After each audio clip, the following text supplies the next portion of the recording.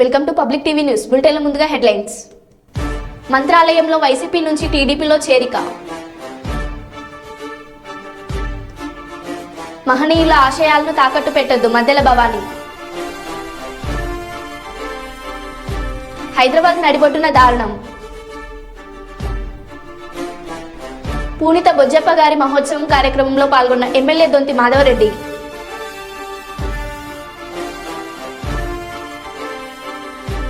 Auto motor cycle దొంగతనాలకు పాల్పడుతున్న నిందితులను arrest చేసిన జనగామ పోలీసులు.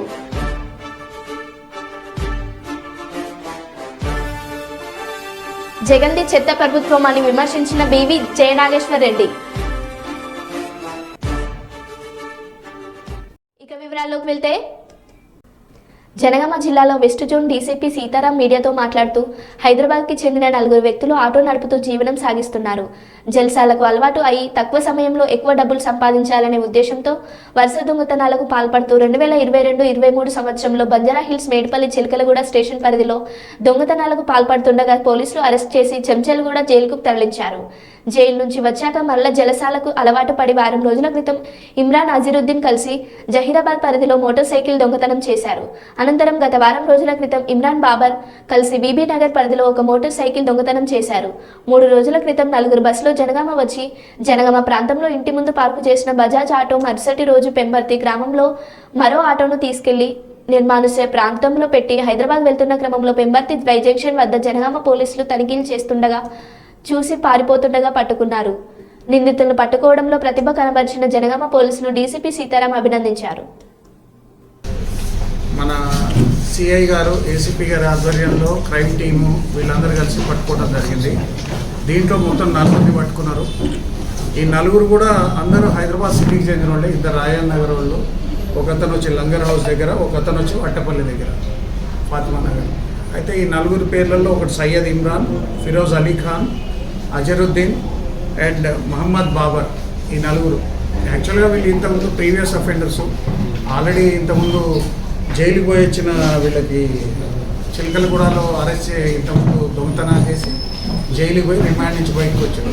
వీళ్ళు ఏంటంటే మెయిన్గా బాగా తిరుగుకుంటూ తాగటానికి, తర్వాత గాంజాయి తీసుకోవటానికి, వీటన్నిటికీ, తర్వాత జల్సాల గురించి డబ్బులు కావాలంటే వీళ్ళంతా ఆటో డ్రైవర్లు. కానీ ఆటోలు నడపడం ద్వారా ఏమొస్తుంది, ఫస్ట్ జహీరాబాద్లో ఒకటి చేశారు దొంగతనం. జహీరాబాద్ నుంచి వచ్చిన తర్వాత మళ్ళీ బీబీ నగర్ ఏరియాలో ఇంకొక ఇది చేశారు దొంగతనం, బైక్. మళ్ళీ దాని తర్వాత 2 ఆటోలు మన దగ్గర దొంగతనం చేయడం జరిగింది. వీళ్ళ దగ్గర నుంచి మొత్తం 2 ఆటోలు, 3 బైకులు స్వాధీనం చేసుకోవడం జరిగింది. వీళ్ళందరినీ ఈరోజు రిమాండ్కి పంపుతున్నారు. క్రైమ్ టీమ్ అయితే మనకి పాత క్రైమ్ టీమే ఉంది. ఇన్స్పెక్టర్ గారు మళ్ళీ ఈ కొత్త అంటే మన దగ్గర ఈ మధ్యలో దొంగతనాలు యాక్చువల్ కంట్రోల్గానే ఉంది. ఈ మొత్తము ఇదంతా కంట్రోల్గానే ఉంది కాబట్టి పెద్ద అంత ప్రెస్ మీట్లు మీ దగ్గర రాలేకపోతున్నాం. చెప్పాల్సిన అంత ర్యాంపెంట్గా కానీ అంత ఘోరంగా కానీ ఏమీ దొంగతనాలు ఏం జరగట్లేదు యాజ్ ఆఫ్ నౌ. వీళ్ళని కూడా అంటే మేము ఇమ్మీడియట్గా వీళ్ళు కొత్త స్టార్ట్ చేయగానే ఇమ్మీడియట్ అలర్ట్ అయినా ఉంటుంది. ఎప్పటికప్పుడు పాత కేసులు అన్నీ పోతున్నాయి కాబట్టి కొత్త కేసులు అలర్ట్ అయ్యి మన సిఐ గారు, రఘు, తర్వాత ఏసీపీ గారు, క్రైమ్ టీము వీళ్ళందరూ కలిసి దీన్ని చేశారు. ఇంకా ట్రాన్స్ఫార్మర్ థెఫ్ట్ కూడా తొందరలోనే పట్టుకుని ఇంకో ప్రెస్ మీట్ కూడా పెట్టాం మేము. కాబట్టి ఈరోజు వాళ్ళందరినీ ప్రొడ్యూస్ చేయడం జరిగింది. ఈరోజు వాళ్ళందరినీ మీ ఎదురుగా ప్రొడ్యూస్ చేసి రిమాండ్ అవుతుంది. మంత్రాలయం నియోజకవర్గం కొసగి మండలానికి చెందిన పలు కుటుంబాలు వైసీపీని వీడి టీడీపీలో చేరాయి. మంత్రాలయం టీడీపీ అభ్యర్థి రాఘవేంద్రారెడ్డి సమక్షంలో వారందరూ టీడీపీ తీర్థం పుచ్చుకున్నారు. వీరందరికీ రాఘవేంద్రారెడ్డి పార్టీ కండువాలు కప్పి ఆహ్వానించారు. వచ్చే ఎన్నికల్లో మంత్రాలయంలో టీడీపీ అభ్యర్థిని గెలిపించాలని కోరారు.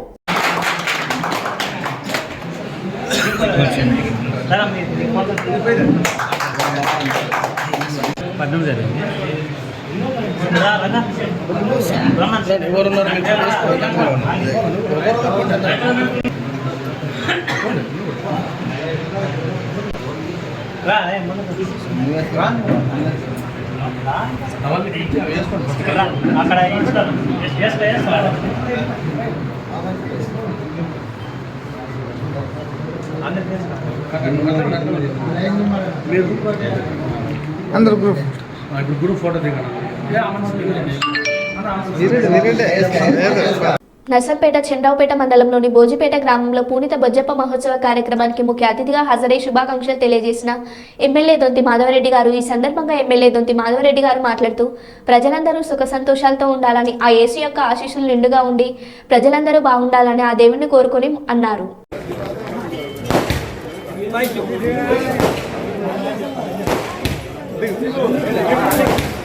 గౌరవ ఎమ్మెల్యే మాధవరెడ్డి గారిని దాసరి దినేష్ కాంగ్రెస్ సన్మానించవలసిందిగా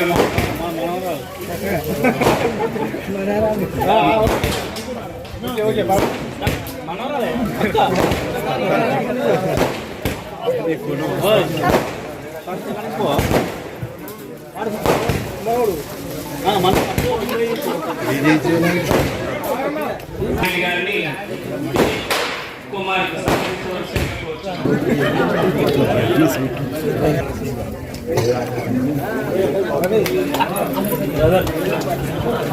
మన జోజిపేట గ్రామ మహిళా మండలి సభ్యులు మన దొంతి మాధవరెడ్డి గారిని శాల్వతోటి పుష్ప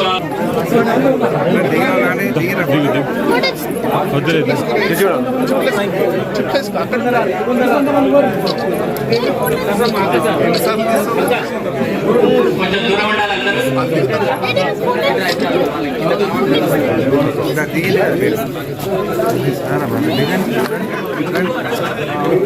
గారిని శాలువతో సన్మానించవలసిందిగా కోరుచున్నాము.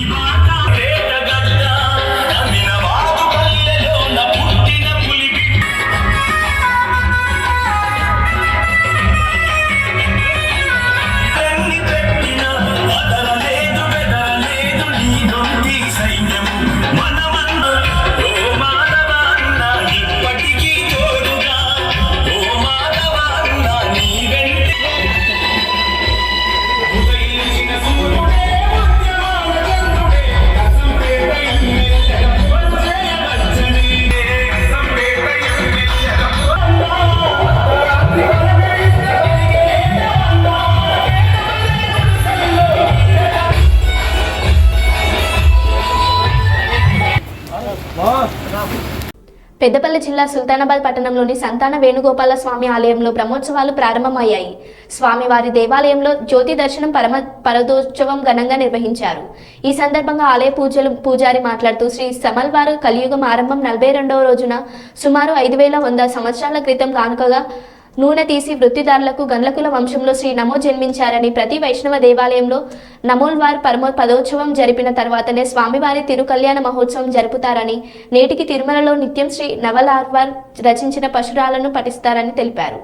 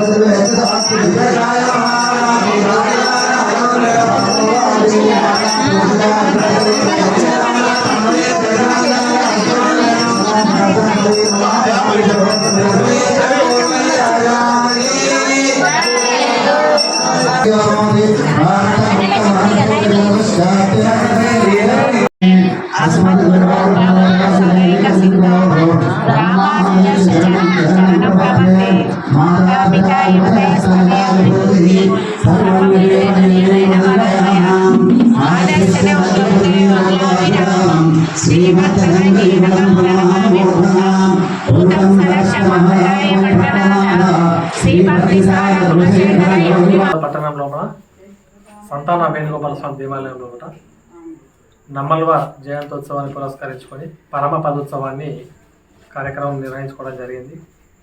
నమ్మల్వార్ గాన్ల వంశంలో జన్మించినటువంటి పరమ విశిష్టమైనటువంటి వ్యక్తి. నమ్మల్వారి వారు చాలా పాశురాలను రచించడం జరిగింది. 12 మంది ఆళ్వార్లలో ముఖ్యమైనటువంటి వారు నమ్మల్వార్ గారు. ప్రతి వైష్ణవ దేవాలయం లోపల, వెంకటేశ్వర దేవాలయం లోపల మొదటిసారి నమ్మల్వార్ పూజలు నిర్వహించుకుంటారని తెలుసుకోవడం ద్వారా మేము ప్రతిసారి కూడా ఈ యొక్క కార్యక్రమాన్ని మా గాన్ల వంశం అంటే గాన్ల కులస్తులచే ఈ యొక్క కార్యక్రమాన్ని నిర్వహిస్తుంటున్నాం. వారు గాన్ల వంశంలో జన్మించినందుకు మేమందరం ఎంతో గర్వంగా ఫీల్ అవుతున్నాం, అదృష్టవంతులుగా ఫీల్ అవుతున్నాం. మా జన్మ పావనమైందని చెప్పి మేము ఈ సందర్భంగా తెలియజేస్తాం.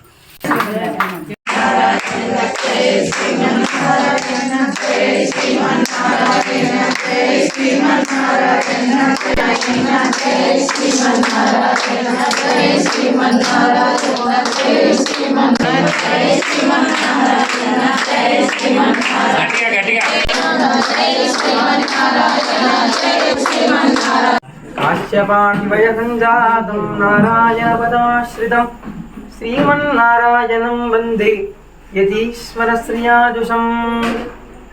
ప్రియ భగవద్బంధువులారా, ఈరోజు మన యొక్క సుల్తానాబాద్ గ్రామంలో వేణుగోపాల స్వామి గుడిలో బ్రహ్మోత్సవం కంటే ముందుగా 3 రోజులు మనం అధ్యయనోత్సవాలను చేసుకున్నాము. ఆ అధ్యయనోత్సవంలో భాగంగా ఈరోజు చివరి రోజు పరంపదోత్సవం చేసుకున్నాము.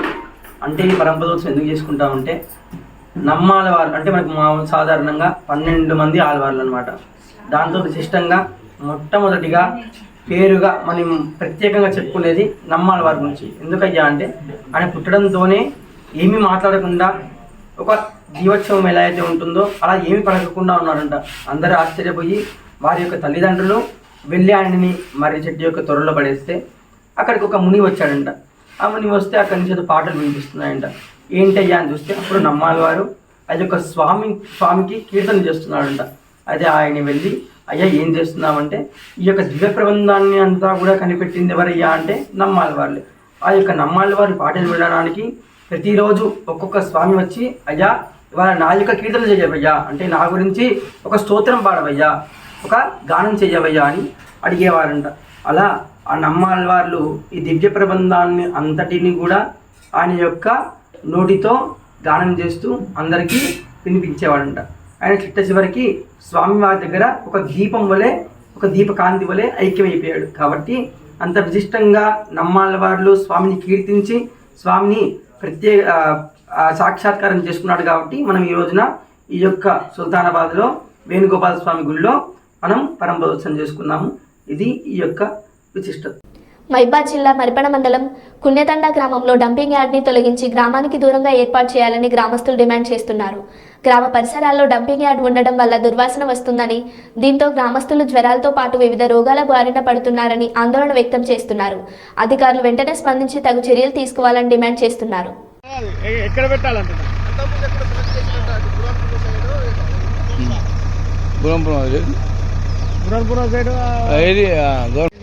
అదేంటి పొడి చెత్త తడి చెత్త అని ఏదో వేరు చేయాలని చెప్పేసి అన్నారు దాని గురించి.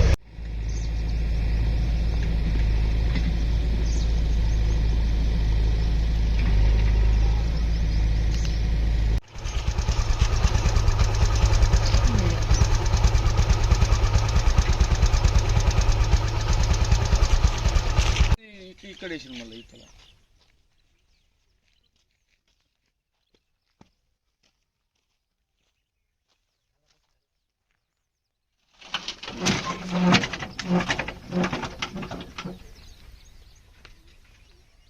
టీవీలో వచ్చేది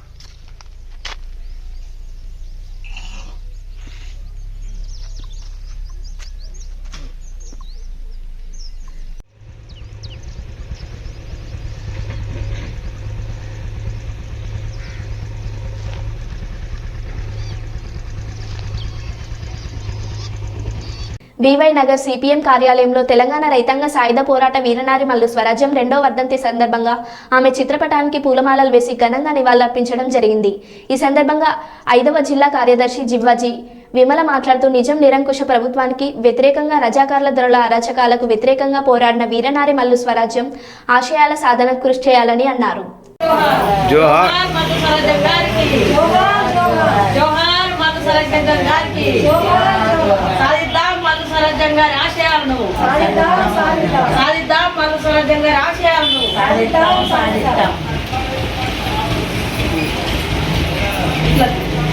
ఈరోజు రాజన్న సిరిసిల్ల జిల్లాలో మల్లు స్వరాజ్యం గారి 2వ వర్ధంతి జరుపుకోవడం జరుగుతుంది.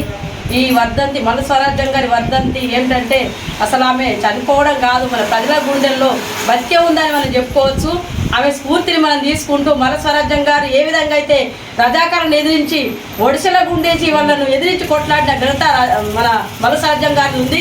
అదేవిధంగా మన మహిళలందరము అదేవిధంగా అన్ని రంగాలుగా మనకున్న సమస్యల మీద అప్పుడు వాళ్ళు మన తెలంగాణ సాయుధ పోరాటంలో వాళ్ళు కొట్లాడింది కాబట్టి ఇప్పుడు మనం ఏం చేయాలంటే మన సమస్యల మీద మనం పోరాడి మహిళలుగా మన హక్కులను సాధించుకునే దిశగా మల్లు స్వరాజ్యం గారు ఏ విధంగా అయితే వాళ్ళు మన స్వతంత్రం కోసం పోరాడినరో మనమైతే మన హక్కుల కోసం పోరాడదామని మల్లు స్వరాజ్యం స్ఫూర్తితో మనం ముందుకెళ్ళాలని ఈ మహిళలందరూ ఏకతాటిగా ఒకే గూటిలో చేరుకొని మన సమస్యల మీద పోరాటం చేద్దామని మల్లు స్వరాజ్యం వర్ధంతి స్ఫూర్తితో మనము ముందు కొనసాగాలని మన మహిళల హక్కుల సాధన కోసం ముందుబాటులో నిలవాలని మన మల్లు స్వరాజ్యం గారు ఇచ్చిన స్ఫూర్తిని మనం ముందుకు తీసుకెళ్ళి మన హక్కుల సాధనకు కృషి చేయాలని మీ అందరికీ స్వాగతిస్తూ మహిళలందరికీ ఈ మల్లు స్వరాజ్యం వర్ధంతిగా వచ్చిన అందరికీ మీ అందరికీ రెడ్ సెల్యూట్.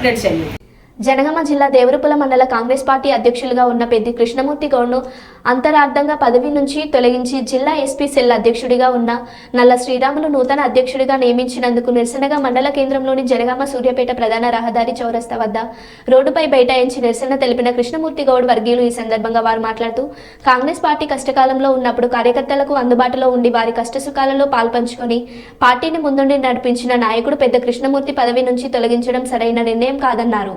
నియోజకవర్గం ఇన్ఛార్జి ఝాన్సీ రెడ్డి తమ నిర్ణయాన్ని ఉన్నారా అని ఆలోచించుకోవాలని కోరారు.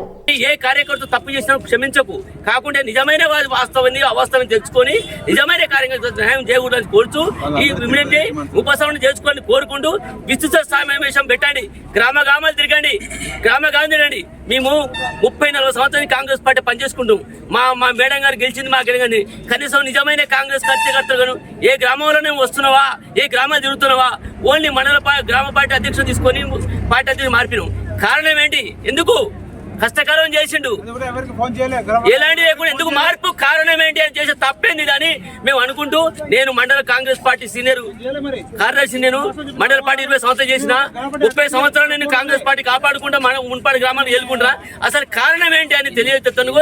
ఇది బాగుండదు, ఇది రేపటి కాలంలో ఈ ఉక్కుమ్మడి పప్పు రాజకీయాలను చేయకండి. మేడం గారు దయచేసి గుర్తుంచుకోండి, కష్టపడ్డ కార్యకర్తను చేయండి. ఇది డిసిసి అధ్యక్షుడు కావచ్చు, రేవంత్ రెడ్డి వెంటనే చేయాలని చేస్తూ మాకు దయచేసి గుర్తుంచుకోండి, వాస్తవాలు తెలుసుకోండి, మీరు కారణం ఏంటో చెప్పండి అని కోరుకుంటూ ఈ సమావేశం ప్రకారం మీ అందరికీ విజేస్తుంది.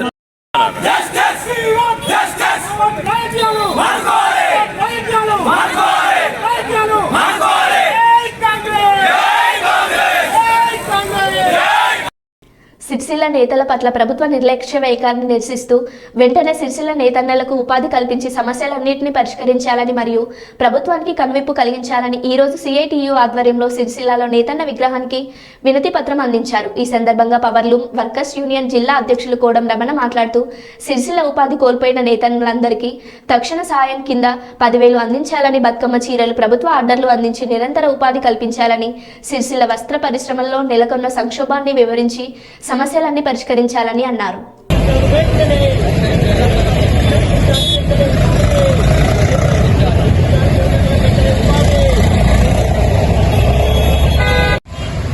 సిరిసిల్ల నేతన్నల పట్ల ప్రభుత్వ నిర్లక్ష్య వైఖరిని నిరసిస్తూ వెంటనే సిరిసిల్ల నేతన్నలకు ఉపాధి కల్పించి సమస్యలన్నింటినీ పరిష్కరించాలని, ప్రభుత్వానికి కనువింపు కలిగించాలని ఈరోజు సిఐటియు ఆధ్వర్యంలో సిరిసిల్లాలో నేతన్న విగ్రహానికి వినతి పత్రాన్ని అందించడం జరిగింది.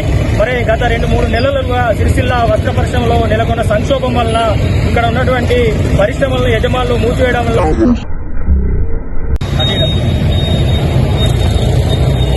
నేతన్నల పట్ల ప్రభుత్వ నిర్లక్ష్య వైఖరి పరిష్కరించాలి. నేతన్నల సమస్యలను వెంటనే పరిష్కరించాలి. అందరికీ వెంటనే ఉపాధి కల్పించాలి. సిఐటియు టీఆర్ఎస్ లో చేరిన ఆర్ఎస్ ప్రవీణ్ కుమార్ మహనీయుల ఆశయాలను తాకట్టు పెట్టవద్దని ఓడబ్ల్యూ జిల్లా నాయకురాలు మధ్యల భవానీ అన్నారు. చెన్నూరులో ఏర్పాటు చేసిన సమావేశంలో మాట్లాడుతూ మొన్నటి వరకు దొరల పాలన అంటూ వ్యతిరేకించిన ప్రవీణ్ కు నేడు దొరల పాలన వద్దు, బుద్ధుడు డాక్టర్ అంబేద్కర్ జ్యోతిబాయి పూలే ప్రశ్నిస్తున్నాడని ప్రశ్నించారు. దళిత బహుజనులను అడ్డం పెట్టుకుని రాజకీయం చేసేవారిని నమ్మొద్దని కోరారు. ఏదైతే మరి నిన్నటి రోజున డాక్టర్ ఆర్ఎస్ ప్రవీణ్ కుమార్ గారు బీఆర్ఎస్ పార్టీలో చేరడం అనేది ఒక బహుజనవాదిగా, ఒక బహుజన బిడ్డగా, ఎస్సీ ఎస్టీ బీసీ మైనార్టీల బిడ్డల అందరినీ కూడా మరి మోసం చేసి బహుజన్ సమాజ్ పార్టీలోకి వచ్చి మరి మోసం చేయడం అనేది దీన్ని బహుజన బిడ్డలందరూ తీవ్రంగా ఖండిస్తూ ఉన్నారు.